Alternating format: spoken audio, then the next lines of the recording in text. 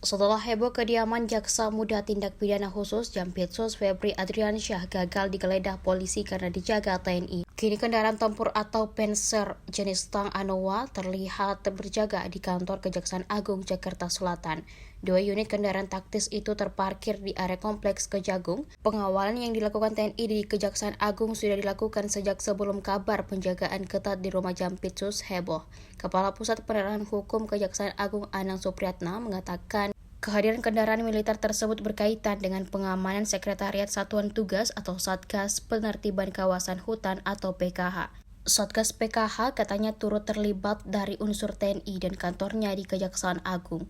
Kepala Pusat Penerangan Kapuspen TNI Maijen Kristo Mesiantori mengatakan pengamanan tersebut sudah sesuai dengan ketentuan yang berlaku dan tidak berkaitan dengan situasi khusus tertentu. Pengamanan dilakukan sudah memiliki dasar hukum jelas merujuk Peraturan Presiden Nomor 66 Tahun 2025 tentang Perlindungan Negara terhadap Jaksa dalam melaksanakan tugas dan fungsi Kejaksaan TI. Selain itu, pengamanan juga dilandasi oleh Nota Kesepahaman atau MOU antara TNI dan Kejaksaan Agung yang mengatur tentang bentuk dukungan pengamanan dari TNI terhadap institusi kejaksaan dalam menjalankan tugasnya.